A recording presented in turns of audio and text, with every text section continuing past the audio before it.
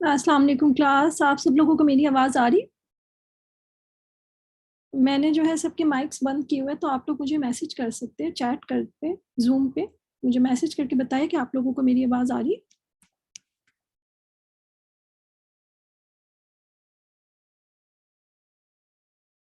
अच्छा जी, ठीक हो गया।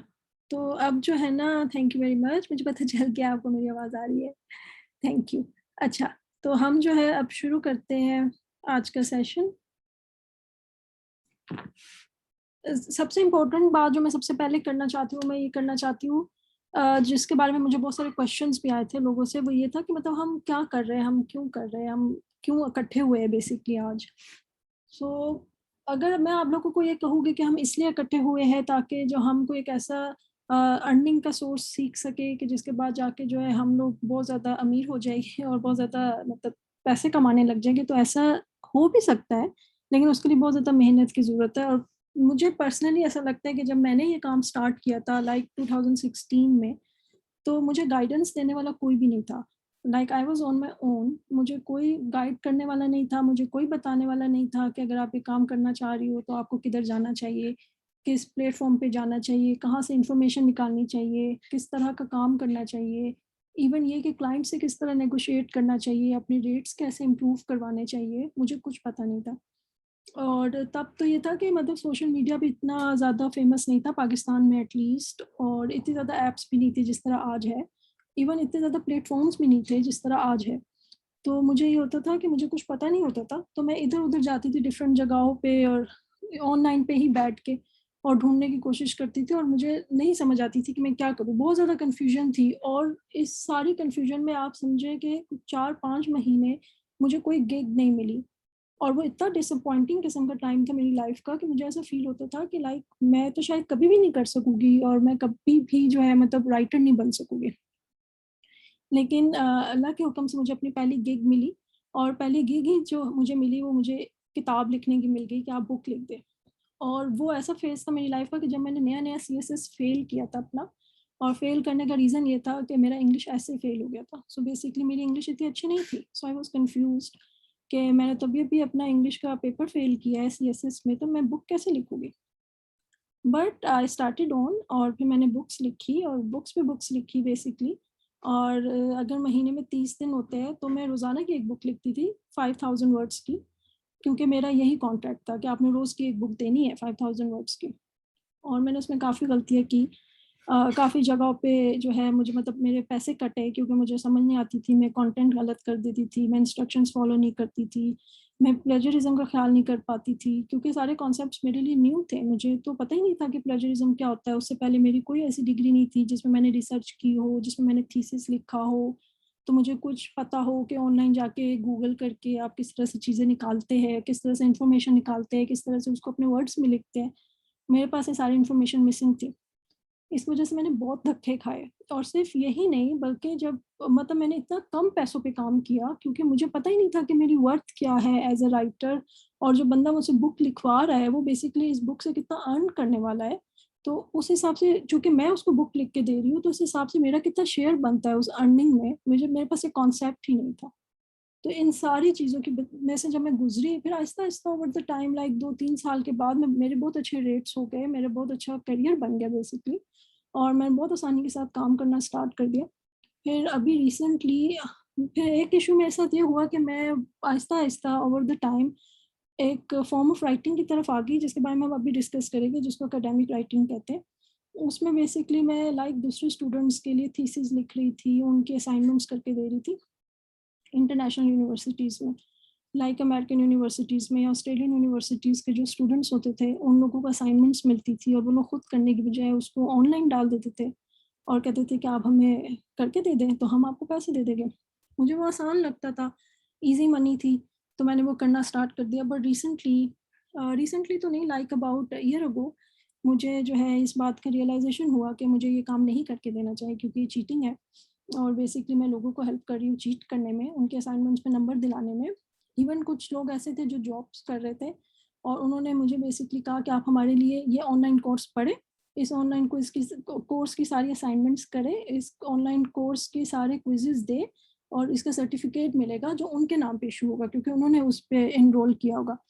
लेकिन मुझे उसकी पेमेंट मिल जाती थी और समझो ऑनलाइन कोर्स होता था 1 हफ्ते का या 2 हफ्ते का या 10 डेज़ का, वो ईज़ी होता था।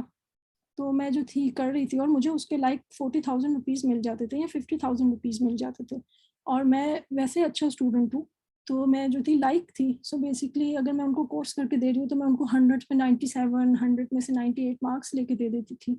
तो वो लोग बहुत खुश होते थे और मुझे बहुत ज़्यादा पैसे मिल जाते थे।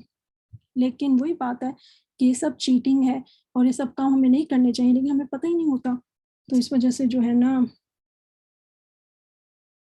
आवाज़ नहीं आ रही क्या आप लोगों को?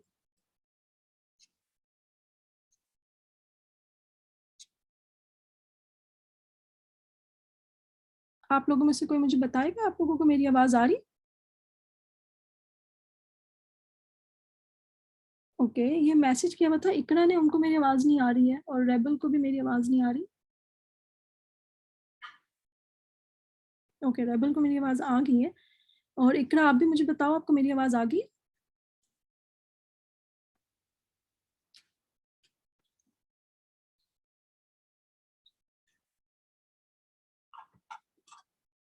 ओके, आई थिंक इकरा जो है अभी मुझे फ़ॉलो नहीं कर पा रही, मुझे नहीं आ रही इकरा, बाकी सबको आवाज़ आ रही है तो मेरा ख़्याल है कि आपको देखना चाहिए, आप जिस डिवाइस से ऑनलाइन हुए हो उसमें कोई मसला ना हो। हो सकता है उसका वॉल्यूम कम हो सकता है आपने जो हैंड्स फ्री लगाई है उसका वॉल्यूम कम हो।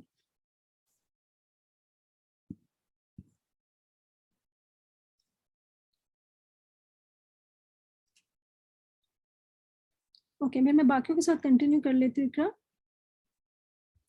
अच्छा जी। सो ये बेसिकली मेरी बैक साइड की स्टोरी है कि मैंने किस तरह से काम स्टार्ट किया, फिर मैंने क्यों काम छोड़ दिया, मैंने लाइक ईयर अगो काम छोड़ दिया था और फिर मेरी शादी हुई थी लाइक समझे, फिर उसके बाद मैंने काम छोड़ दिया और फिर जो है मैं बहुत वेली हो गई, इतनी वेली हो गई कि मुझे अभी रिसेंटली तो लगने लग गया था कि मैं बस सोफ़े में बैठ-बैठ के सोफ़े का पार्ट बन गई हूँ। मतलब मैं भी सोफ़े पे रखा हुआ एक कुशन हूँ, नथिंग मोर। मैं सारा दिन सोफ़े पे गुज़ारती थी, उस पे बैठ के टीवी देखते रहो, उस पे बैठ के खाते रहो, उस पे बैठ के बातें करते रहो या घर वालों को कॉल्स मिलाते रहो। मैं बाहर होती हूँ, सो लाइक मेरी फैमिली पाकिस्तान में है, मेरे हस्बैंड की फैमिली पाकिस्तान में है, तो हम सारा दिन कॉल्स करते थे। ऊपर से लॉकडाउन है, कोई रूटीन नहीं है यहाँ पे, आप बाहर नहीं जा सकते। मेरे हस्बैंड का वर्क फ्रॉम होम है और हम दोनों सारा दिन बैठ के या तो खाते रहते थे या टीवी देखते रहते थे और हस्बैंड तो फिर कुछ काम कर लेते थे ऑफ़िस का और मैं कुछ भी नहीं करती थी। तो फिर अभी कुछ दिन पहले मुझे मेरे हस्बैंड ने बेसिकली एक बात बोली, वो बात जो थी वो मुझे मोटिवेट कर गई बहुत ज़्यादा। वैसे मेरे फ्रेंड्स ने मुझे बहुत मोटिवेट किया, इसमें कोई डाउट नहीं है। वो लोग तो मेरे पीछे लगे हुए थे कि कुछ कर लो, बट मैं कुछ भी नहीं कर रही थी। लेकिन मेरे हस्बैंड ने बेसिकली मुझे एक बहुत इंपॉर्टेंट बात बोली और मैं आप सब लोग के साथ इसलिए शेयर करना चाहती हूँ कि अगर वो मेरे जैसे सुस्त बंदे को मोटिवेट कर सकती है, तो आप सब लोग तो खुद इतने मोटिवेटेड हो कि आप लोगों को मतलब मैंने एक मैसेज किया और आप सब लोग आ गए और बात कर सुनने के लिए, समझने के लिए, काम करने के लिए। तो आप लोगों को तो मतलब वो कहाँ पे मोटिवेट करेगी और आप लोगों का काम किस लेवल पे पहुँचेगा, इसलिए मैं वो शेयर करना चाहती हूँ। बेसिकली मेरे हस्बैंड ने मुझे कहा कि हम लोगों ने अब जवानी में ही वो लाइफ़स्टाइल अपना लिया है जो बूढ़े लोगों का होता है। उन लोगों का जो मतलब जो लोग रिटायर हो जाते हैं, जो अपनी ज़िंदगी का सफ़र कंप्लीट कर लेते हैं और बेसिकली अपनी लाइफ़ को एन्जॉय कर रहे होते हैं, जब उनके ऊपर कोई ज़िम्मेदारी नहीं होती, उनको कोई काम नहीं करना होता, वो रिटायरमेंट में होते हैं, सो वो लोग सारा दिन बैठे रहते हैं और सारा दिन टीवी देखते हैं और बातें करते हैं और खाते हैं। मतलब ये उनका लाइफ़स्टाइल है और हम लोगों ने जवानी में ये लाइफ़स्टाइल अपना लिया। तो हमें ये सोचना चाहिए कि जब हम बूढ़े होंगे तो तब हम क्या करेंगे? उस टाइम पे हम लोग किस तरह का लाइफ़स्टाइल अपना रहे होंगे? क्योंकि देखो जो लोग बूढ़े लोग होते हैं वो लोग इसलिए बैठे रहते हैं क्योंकि उनमें एनर्जी नहीं होती है। वो लोग बूढ़े हो जाते हैं, उनकी बॉडीज़ मतलब वीक हो जाती है। तो हम लोगों ने बैठ-बैठ के अपने आप को वीक कर लिया है। तो हम जब बूढ़े होंगे तो हमारी बॉडीज़ का क्या हाल होगा? तो ये चीज़ मुझे बहुत ज़ोर से क्लिक हुई और फिर मैंने डिसाइड किया कि नहीं मुझे कुछ करना चाहिए। फिर मैंने सोचा कि मुझे और तो कुछ आता नहीं है, अब 4-5 सालों की ट्रेनिंग कर के जो है मेरी राइटिंग स्किल्स बहुत अच्छी हो गई है अल्हम्दुलिल्लाह और मतलब मैं अच्छा राइटर बन गई हूँ, तो मुझे राइटिंग करनी चाहिए। तो मैंने सोचा कि चलो मैं राइटिंग करूँ। अब मैं एकेडमिक राइटिंग तो दोबारा स्टार्ट करने वाली नहीं थी, क्योंकि मैंने उसको छोड़ने का डिसीज़न ले लिया था और वो डिसीज़न बहुत मुश्किल था क्योंकि जब मैंने एकेडमिक राइटिंग छोड़ी है, उस टाइम पर I was like earning above 1 lakh per month और उस टाइम पे वो डिसीज़न लेना और उस टाइम पे उसको छोड़ना इट वाज़ क्वाइट डिफ़िकल्ट, पर अल्हम्दुलिल्लाह मैं उधर से निकल आई, तो मैं उसी तरफ दोबारा नहीं जाना चाहती थी। तो फिर मैंने सोचा कि मैं अब जाऊँगी अपने स्टेप नंबर 2 पे जहाँ पर मैं सेल्फ पब्लिकेशन करूँगी, जहाँ पर मैं अपना नाम as an author, as a writer जो है उसको पब्लिश करवाऊँगी। तो मुझे रियलाइज़ हुआ कि देखो मैं कितना लंबा ट्रैवल करके यहाँ तक आई हूँ। तो कितने सारे लोग हैं जो लोग मतलब जिन्होंने जर्नी स्टार्ट भी नहीं किया सिर्फ़ इस वज़ह से क्योंकि उनको पता नहीं है कि उन्होंने कहाँ से स्टार्ट करना है। और लाइक मेरे जब मैं राइटर हूँ, मेरे फ्रेंड्स हैं, मेरे मतलब सर्कल है, उनमें से जिसको पता लगता है उसमें से बहुत सारे लोग मेरे पास आते हैं, मुझे आके कहते हैं कि लिशबा तुम कैसे काम करी हो? ये काम कैसे करते हैं? वो काम कैसे करते हैं? मैं सबको साथ-साथ गाइड करती थी, बताती थी। लेकिन आप ये समझो कि अगर मुझसे 15 लोगों ने पूछा है, तो उसमें से सिर्फ़ 2 लोग कामयाब हुए हैं और उनमें से एक लड़की है और जो मुझे यहाँ पे असिस्ट भी कर रही है तैयबा और एक जो है एक लड़का है जो मेरा क्लास फेलो था। उन 2 के अलावा कोई बंदा कामयाब नहीं हुआ और इसका रीज़न ये नहीं है कि वो 13 लोग नालायक थे या वो 13 लोग जो थे उनमें अक्ल की कमी थी, ऐसी बिल्कुल बात नहीं है। बात सिंपल है और वो ये है कि बेशक कि मैं उनको 2 लाइन की गाइडेंस दे दूँ, जब वो मेरे पास आए 2 मिनट की गाइडेंस दे दूँ, बहुत सारी चीज़ें हैं जो समझने की ज़रूरत है, बहुत सारी चीज़ें जो प्रैक्टिकली करना होता है और ऑब्वियसली मेरे लिए पॉसिबल नहीं है कि मैं लाइक एक-एक बंदे को बिठा के हर चीज़ प्रैक्टिकली कराऊँ। तो उससे बहुत बेहतर है कि हम लोग इस तरह से वीडियो बना लें, हम इस तरह से सेशंस कर लें, ये चीज़ इंटरनेट पे अवेलेबल हो जाए और जब जिस बंदे को ज़रूरत हो वो इसको प्ले करे, इससे चीज़ें सीखे और इससे काम कर ले। तो मुझे ये लगा कि मुझे ऐसा करना चाहिए और फिर चूँकि मैं औरत हूँ, फेमिनिस्ट हूँ, तो मुझे ये भी लगा कि मुझे जो है करना चाहिए। अच्छा हिरा मैं थोड़ा ऊँचा बोलती हूँ। इकरा आपको जो है ना इकरा मलिक और इकरा में क्या डिफ़रेंस है? अगर आप 2 लड़कियाँ हो तो आप दोनों का मुझे नहीं पता कि क्यों आवाज़ नहीं आ रही, लेकिन मैं ऊँचा बोलती हूँ। इरहा आपके लिए सो अब हम सबसे पहले अच्छा चूँकि मैं फेमिनिस्ट भी हूँ, हर औरत होती है, सो मुझे लगा कि मुझे लड़कियों के लिए, औरतों के लिए काम करना चाहिए, तो मैंने जो है इसमें जो है इसलिए मैंने पर्टिकुलरली सिर्फ फीमेल्स के लिए ग्रुप बनाया था। लेकिन मुझे मेल स्टूडेंट्स की क्योंकि मैंने अपनी यूनिवर्सिटी के रिसर्च ग्रुप में डाला था, अपने फ्रेंड्स को कहा था उन्होंने आगे रिसर्च ग्रुप्स में डाला था। तो मुझे बहुत ज़्यादा मेल स्टूडेंट्स की तरफ से भी ये बात आई है, बल्कि कुछ मेल लोगों की तरफ से तो मुझे शिकायत आई है कि लाइक आप सिर्फ वुमेन एम्पावरमेंट पे काम करना चाहती हैं, मेन एम्पावरमेंट नहीं करना चाहती इस दुनिया में, इस मुल्क में। तो उसके बारे में फिर हम सोचते हैं कि हम उसको किस तरह से जो है ना एकोमोडेट कर सकते हैं। सो फर्स्ट थिंग फर्स्ट हम सबसे पहले ये डिस्कस करेंगे कि हम आज यहाँ पे क्यों आए हैं। हम सबसे पहले यहाँ पे सीखने के लिए आए हैं कि फ्रीलांस राइटिंग अपॉर्चुनिटीज़ क्या होती है। सबसे पहले मैं आपको क्लियर करना चाहती हूँ कि फ्रीलांस क्या होता है। चलिए वो हम आगे जाके डिस्कस करेंगे। एक बात मैं आपको बताना चाहती हूँ कि ऑनलाइन इंटरनेट पे बैठकर बहुत सारी अपॉर्चुनिटीज़ हैं। आप लोग जो है बिज़नेस कर सकते हो, आप लोग जो है काम कर सकते हो मतलब सर्विसेज़ प्रोवाइड कर सकते हो, आपके प्रोडक्ट सेल कर सकते हो। इसके अलावा जो है आप इवन ये कर सकते हो कि आप एक जगह से चीज़ उठाओ और उसको किसी और जगह पे मतलब बस भिजवा दो और उसके बीच में आप अपना कमीशन अर्न कर सकते हो। और ये वो 3 चीज़ें जिनके बारे में मुझे खुद को पता है तो मैं आपको बता रही हूँ और बहुत सारी अपॉर्च्युनिटीज़ हैं जिनके बारे में मुझे भी अभी नहीं पता और जो आप ऑनलाइन कर सकते हो। तो और ख़ास तौर पे कोविड-19 के बाद से तो ऑनलाइन काम करना बहुत ही मतलब जिसे कहते हैं ईज़ी भी हो गया है और बहुत ही रिवाज में भी आ गया है। मतलब इसको ज़्यादा लोग समझने लग गए हैं, उनकी समझ में आने लग गया है कि ऑनलाइन चीज़ें होती हैं, ये एग्ज़िस्ट करता है, इसको फ़ॉलो करना चाहिए। राइटिंग अपॉर्च्युनिटीज़ के बारे में हमसे बात करेंगे, ये एक सर्विस है, जो राइटिंग की सर्विस है जो आप प्रोवाइड करोगे। जिस बंदे की भी 12th ग्रेड तक की 14th की तक की आकर आपकी इंग्लिश है, आप इतना लिख सकते हो, आपके टेंसेस करेक्ट है, आप जो है एक सेंटेंस सीधा सेंटेंस लिख सकते हो, आप जो हो राइटिंग का काम कर सकते हो। सिंपल इज़ दैट आपको कोई इंग्लिश में मास्टर्स होने की ज़रूरत नहीं है। आपको जो है कोई इस बात की ज़रूरत नहीं है कि आपने कोई ग्रामर के कोर्सेज़ किए हुए हो और आपको बहुत फैंसी किस्म की इंग्लिश आती हो, आपको बहुत सारे प्रोवर्ब्स आते हो, ऐसी कोई ज़रूरत नहीं है। हाँ, इतना ज़रूर है कि वो लोग जो सादी इंग्लिश लिखते हैं उनको उनके रेट्स थोड़े कम रहते हैं और जो लोग फैंसी किस्म की अंग्रेज़ी लिखते हैं ऑब्वियसली उनके रेट्स थोड़े से अच्छे हो जाते हैं क्योंकि वो ज़्यादा बेहतर लिखा हुआ होता है। लेकिन ट्रस्ट मी 2016 में जो मेरी अंग्रेज़ी थी और आज जो मेरी अंग्रेज़ी है उसमें ज़मीन आसमान का फ़र्क है और मैंने इस सारे टाइम के दरमियान में कोई भी कोर्स नहीं किया इंग्लिश का और ये सारा जो डिफरेंस आया है वो सिर्फ लोगों के लिए काम कर करके आया। सो बेसिकली जो राइटिंग अपॉर्चुनिटी है फ्रीलांस ऑनलाइन वो ऐसी अपॉर्चुनिटी है जो ना सिर्फ आपको अर्न करके देती है बल्कि आपके अंदर ये जो राइटिंग स्किल है इंग्लिश स्किल है उसको इम्प्रूव भी करती है और वो आपको बेसिकली पूरी लाइफ में मतलब पूरी पर्सनालिटी का आपका पार्ट बन जाता है। वो पूरी लाइफ में आपको हेल्प आउट करता है। तो अगर आप स्टूडेंट हो आपको ज़रूर करना चाहिए इस वजह से कि आपने कल को जॉब्स करनी है। आप लोगों ने जो है कल को घर चलाने हैं, आप लोगों ने आगे जाना है, आपकी पर्सनैलिटी बिल्ड होती है, आपका एक करेक्टर बिल्ड होता है, तो ये ज़रूर करना चाहिए। इस वजह से भी करना चाहिए कि बहुत ज़्यादा इन्फॉर्मेशन आ जाती है, इतने डिफरेंट टॉपिक्स पे लिखने का मौका मिलता है, उन टॉपिक्स के बारे में हम कभी भी नहीं पढ़ते, उन टॉपिक्स के बारे में हम कभी भी बात नहीं करते। लेकिन जब हमें उसके ऊपर असाइनमेंट करके देनी है या हमने उसके ऊपर क्लाइंट का कोई काम करके देना है, तो हम लोगों को उसके बारे में पढ़ना भी पड़ता है, उसके बारे में रिसर्च भी करनी पड़ती है, तो हमें इतनी ज़्यादा इन्फॉर्मेशन आ जाती है, तो आपके पास आपके लिए दूसरे लोगों से बात करना बहुत आसान हो जाता है। तो इसलिए आप स्टूडेंट हो, आप ज़रूर करो। अगर आप स्टूडेंट नहीं हो और आप जॉब ढूँढ रहे हो, ठीक है? स्टूडेंट भी हो और जॉब भी ढूँढ रहे हो या बस जॉब ढूँढ रहे हो, तो भी ज़रूर करो, क्योंकि ये एक ऐसा काम है, देखो लैपटॉप हर एक के पास घर में होता है, इंटरनेट हर एक के घर में लगा हुआ है। आप फटाफट काम स्टार्ट कर सकते हो। इस वजह से उन लोगों के लिए भी बहुत अच्छा है, और वो जो मेरे जैसी हाउसवाइफ्स है, जो घर में बैठी हुई है और कोई काम करना चाहती है, अपनी लाइफ़ को इम्प्रूव करना चाहती है, वो उनको तो काम लाज़मी करना चाहिए, क्योंकि उनके लिए तो बेस्ट फिट है। आपको घर से बाहर भी नहीं जाना पड़ता, आप काम भी कर लेते हो, आप अकम्प्लिश्ड फ़ील करते हो। आपको ये लगता है कि आप अपनी लाइफ़ में कुछ कर रहे हो, आपके पास कुछ इम्प्रूवमेंट है, आपके हाथ में कुछ पैसा है, तो आप अच्छा फ़ील करते हो। लेकिन हम सिर्फ राइटिंग अपॉर्च्युनिटीज़ के बारे में बात करें कि हम जो बाकी बिज़नेस की अपॉर्च्युनिटीज़ है और उनके बारे में मेरे पास इतना इन्फॉर्मेशन नहीं है कि मैं ये सोचूँ कि मैं जो हूँ इन अपॉर्च्युनिटीज़ के बारे में दूसरों को बता सकती हूँ। मैं अपने आप को अभी इस काबिल नहीं समझती हूँ कि मैं बिज़नेस अपॉर्च्युनिटीज़ के बारे में दूसरों को बता सकती हूँ या किसी और के बारे में।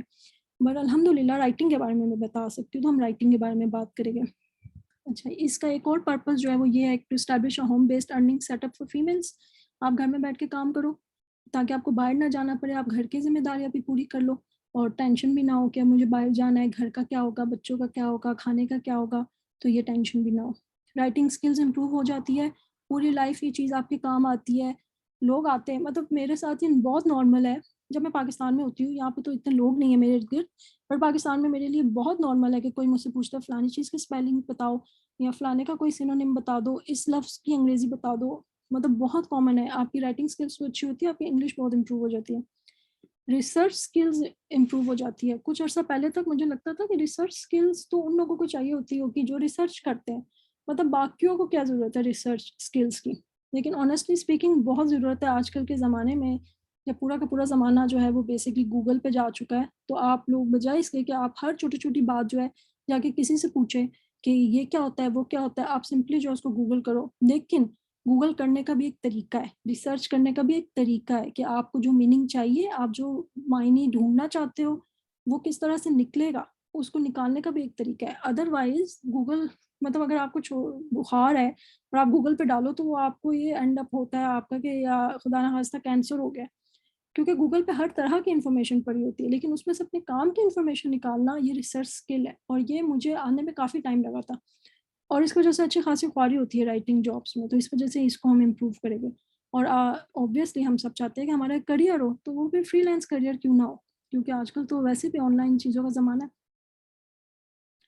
सॉरी ज़ीक्यू, आपको मेरी आवाज़ नहीं आ रही? क्या बाकी लोगों को मेरी मेरी आवाज़ कम आ रही है? मैंने अपनी तरफ से तो वॉल्यूम फुल रखा हुआ है।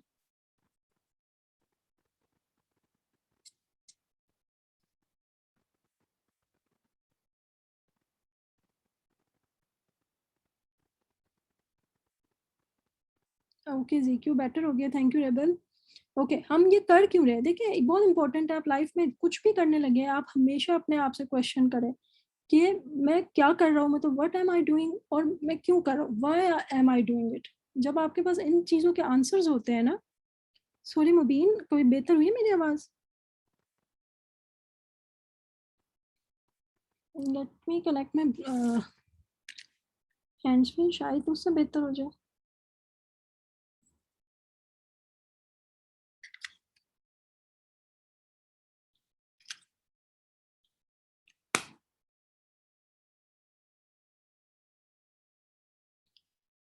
अब देखिए मेरी आवाज़ आ रही?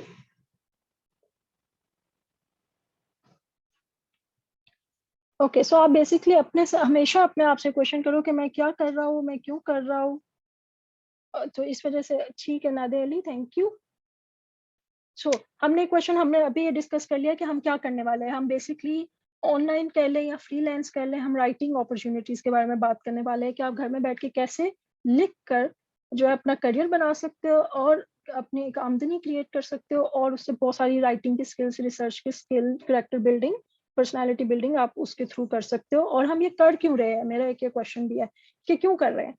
मैं तो इसलिए कर रही हूँ क्योंकि मैं शेयर करना चाहती हूँ जो मैंने ओवर द इयर्स सीखा है, और मैं नहीं चाहती हूँ कि जिस ख्वारी में से मैं गुजरी हूँ उस ख्वारी में से बाकी लोग गुजरे और वो रेस में पीछे हो जाए। अगर आप लोगों को ये सारी बातें अभी पता लग जाएगी तो आप लोगों को वो 5 साल का तजुर्बा तजुर्बा तो नहीं हासिल होगा, लेकिन वो 5 साल का इन्फॉर्मेशन आपको मिल जाएगा, तो आप लोग रेस में 5 साल आगे हो जाओगे ऑटोमेटिकली। तो अच्छी चीज़ है। इसके अलावा एक बहुत इंपॉर्टेंट बात है वो ये कि मैंने जब काम स्टार्ट किया था तो मेरे इर्द गिर्द कोई फ्रेंड ऐसा नहीं था जो राइटर हो, लेकिन ओवर द ईयर मुझे एक दो फ्रेंड्स मिले जो राइटर्स थे, या जैसे मैं जिस कंपनी के साथ काम करती थी उस कंपनी में और राइटर्स थी तो उनके साथ भी मेरी फ्रेंडशिप हो गई। इस तरह होते होते जो है मेरी लाइक 2 3 5 6 सालों में मुश्किल से 2 या 3 फ्रेंड्स है मेरी जो राइटर्स है। तो मुझे ये फील होता है कि एक ऑनलाइन कम्युनिटी नहीं है पाकिस्तानी फीमेल राइटर्स की, कोई फोरम नहीं है, कोई प्लेटफॉर्म नहीं है जहाँ पे जाके बात कर सके कि अगर हम फीमेल्स हैं और हम पाकिस्तानी हैं और हम राइटर्स हैं तो लाइक हमारे कोई कोई फोरम होना चाहिए जहाँ पे हम डिस्कशन कर सके, कोई बात कर सके, कोई अगर हमारे जहन में आइडिया है। और जैसे अभी इमरान खान के तरफ से कुछ अर्सा पहले ये बात आने लग गई थी कि फ्रीलांसिंग को जो है टैक्स टैक्स कर देना चाहिए, फ्रीलांसिंग पे टैक्सेशन लगा करेगी। तो लाइक उसमें हमारी से नहीं है इस वजह से क्योंकि हमारा कोई फॉरम नहीं है, राइटर्स का कोई फॉरम नहीं है। वहां पे अगर कोई गया था बात करने के लिए तो यूट्यूबर्स गए थे, व्लॉगर्स गए थे, ठीक है, उनको ये था कि जी हमने तो बात करनी है, हमने तो कहना है, लेकिन हम हमें हमें रिप्रेजेंट कोई नहीं करने वाला था। और उसका मेन रीजन ये कि हमारा नेटवर्क ही नहीं है। अगर मैं राइटर हूँ तो मुझे पता ही नहीं है कि लाइक दूसरा राइटर कहाँ है, तीसरा राइटर कहाँ है, तो मुझे कैसे पता चलेगा कि दूसरे राइटर का या तीसरे राइटर का ओपिनियन क्या है। ओपिनियन पता चलेगा तो हमारी कम्युनिटी का एक ओपिनियन बिल्ड होगा, फिर हम ओपिनियन आगे पहुंचाएंगे। तो एक नेटवर्क चाहिए होता है। इस सारी चीज को पूरी एक क्लास बनती है, उस कम्युनिटी बनती है, उसकी रिप्रेजेंटेशन होती है। तो मुझे लगता है कि देखिए जैसे अब इस ग्रुप में 95 लोग हैं, और अब सोचिए 95 लोगों में से फॉर एग्जांपल 50 60 70 लोग जो है वो डिसाइड कर लेते हैं कि इस कोर्स के बाद वो डिसाइड कर लेते हैं कि हमने राइटर बनना है। तो इतने लोग तो देखिए ऑनलाइन आ गए और they already know each other, लेकिन ऐसा पहले नहीं था। इसके अलावा मैं अपना पार्ट जो है वो प्ले करना चाहती हूँ वेमेन एम्पावरमेंट में, इट्स ट्रू सेंस में प्ले करना बहुत जरूरी है। यहाँ पे जो फेमिनिज्म का आजकल रवाज चला हुआ है वो बहुत डिफरेंट है, उस पर मैं बात नहीं करना चाहती क्योंकि बहुत लंबी हो जाएगी, टाइम हमारे पास ऑलरेडी शॉर्ट हो गया। सो उसको हम छोड़ देते हैं, ठीक है।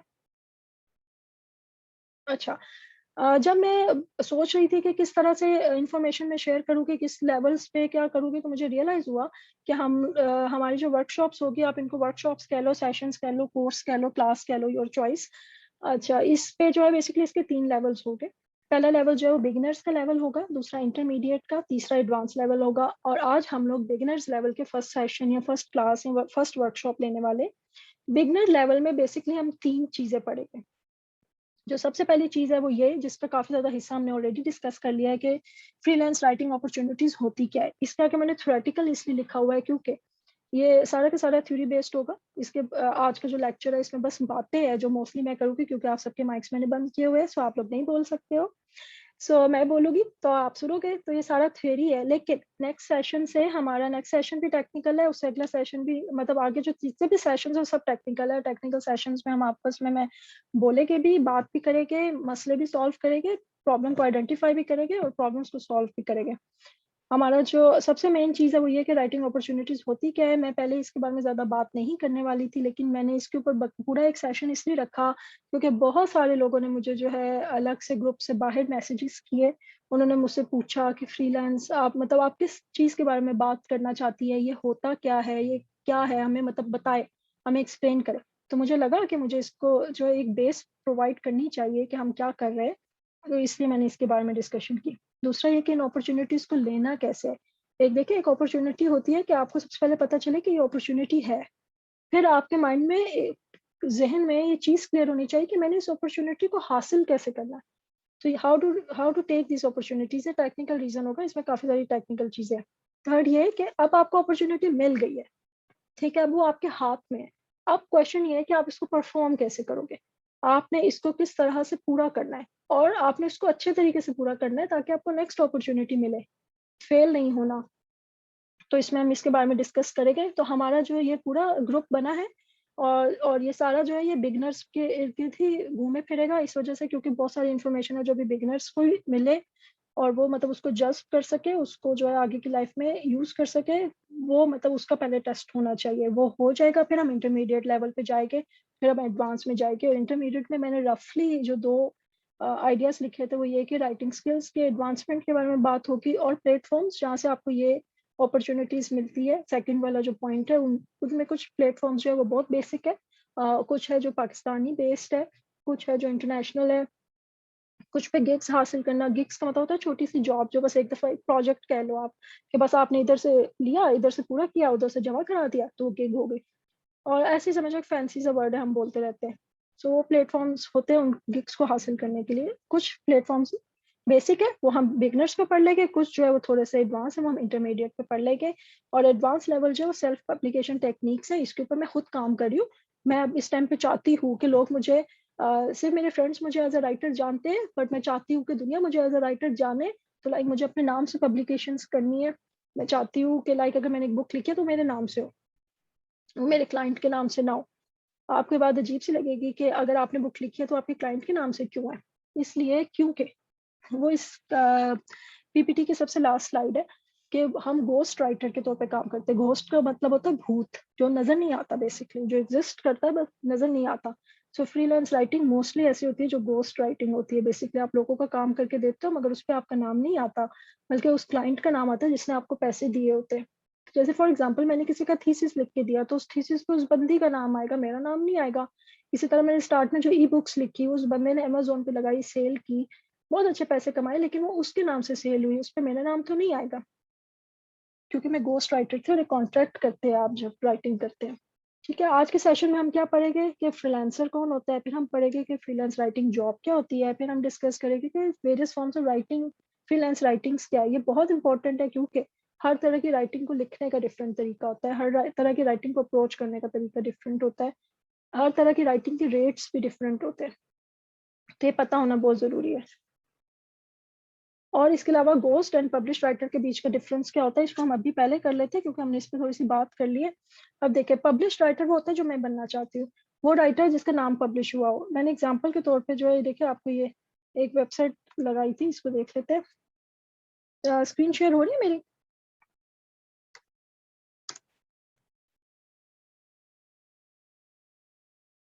आप लोगों को मेरी स्क्रीन नजर आ रही है?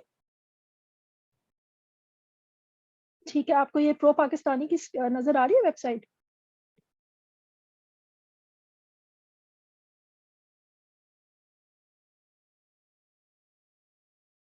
अच्छा जी, देखिए प्रो पाकिस्तानी एक वेबसाइट है। इन्होंने बेसिकली क्या किया हुआ है, देखिए इन्होंने टेक एंड टेलीकॉम का पार्ट बनाया, बिजनेस का, ऑटो का, स्पोर्ट्स का पार्ट बनाया। वेबसाइट आपको मेरी नजर नहीं आ रही है? ओके, एक सेकेंड।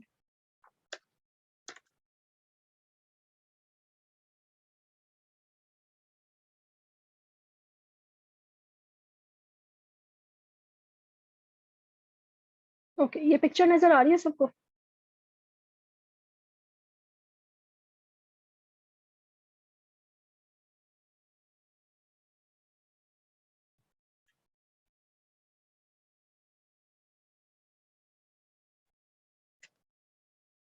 ठीक है, देखिए ये पिक्चर है, ये बेसिकली प्रो पाकिस्तानी की एक वेबसाइट है। इनके पास जो है देखिए टेक एंड टेलीकॉम का पार्ट है, बिजनेस का है, ऑटो का, स्पोर्ट्स का। इसमें क्या होता है, इसमें लोग आते हैं और देखिए इस तरह से वो जो है अपने ब्लॉग्स लिख के देते हैं, आर्टिकल्स लिख के देते हैं, लेकिन ये पब्लिश होते हैं प्रो पाकिस्तानी के नाम से, ये उन बंदों के नाम से पब्लिश नहीं होते हैं। तो ये वो बंदे इनके लिए क्या हुए, गोस्ट राइटर्स, क्योंकि वो काम करके दे रहे हैं, पैसे ले रहे हैं, मगर अपना नाम पब्लिश नहीं करा रहे। तो ये उनके लिए गोस्ट राइटर हुए। और पब्लिश राइटर्स कौन होते हैं? सॉरी, प्रो पाकिस्तानी पे जो, सॉरी सॉरी मैं गलत कर गई हूँ। प्रो पाकिस्तानी में यहाँ पे ये जितने लोगों ने ब्लॉग्स लिखे हुए हैं, इन सब लोगों के नाम पब्लिश्ड है। आप ब्लॉग को जब खोलोगे तो उसके आगे उस बंदे का, राइटर का नाम आता है। तो ये पब्लिकेशन है, ये उन लोगों का पब्लिश्ड काम है। लेकिन एक और जैसे टोयोटा डॉट कॉम पे जाए, या इस तरह की किसी भी आप जैसे आप नेस्ले डॉट कॉम, आप कोई भी मतलब प्रोडक्ट वाली खोल ले, उसमें आपको मिलेंगे ब्लॉग्स। उन ब्लॉग्स में लिखा होगा डिफरेंट डिफरेंट चीजें। फॉर एग्जाम्पल जैसे टोयोटा है, तो इनकी गाड़ियों की कंपनी है, तो इन्होंने गाड़ियों के ऊपर ब्लॉग्स लिखे हुए हैं कि आपने गाड़ी का इंजन कैसे चेंज करना है, आपने गाड़ी की सीट्स कैसे चेंज करनी है, वट एवर, जिस तरह का भी उन्होंने ब्लॉग लिखा हुआ है, तो वहाँ पे ब्लॉग्स लिखे होते हैं। लेकिन उनके आगे टोयोटा कंपनी का नाम होता है, उनके आगे बंदों का नाम नहीं होता, तो वो गोस्ट राइटर्स होते हैं। ओके, अनफॉर्चुनेटली सारे मेरे साढ़े छः, आप लोगों के साढ़े चार हो गए ऑलरेडी। और मुझे तो लगा था ये सब हम आज डिस्कस कर लेंगे, मैंने बहुत लंबी पीपीटी बनाई थी बट मैंने बहुत ज़्यादा बोला, ये सब रह गया। तो मेरा ख्याल है कि हम लोग जो है ना अभी छोटा सा Q&A सेशन कर लेते हैं कि अब तक हमने जो पढ़ा है उसके बारे में आप लोगों को चीज़ें क्लियर है या नहीं। अगर नहीं कोई मसला है तो आप लोग जो मुझे बताओ, ये मैं एक लिंक शेयर कर रही हूँ, इस लिंक के ऊपर जो है ना आप अपना क्वेश्चन टाइप कर सकते हो। और ये लिंक शेयर करने का मैं आप लोगों से वैसे भी बात करके भी क्वेश्चंस ले सकती थी मैंने, लेकिन ये मैंने इसलिए लिखा है क्योंकि ये एक वेबसाइट है slido.com के नाम से। यहाँ पे आप Q&A सेशंस बना सकते हो, यहाँ पे आप पोल्स बना सकते हो, डिफरेंट चीजें बना सकते हो। मैं आप लोगों को एक्सपीरियंस करवाना चाहती थी, इसलिए मैं इसको लेके आ गई हूँ। तब आप लोग मुझसे क्वेश्चन करो।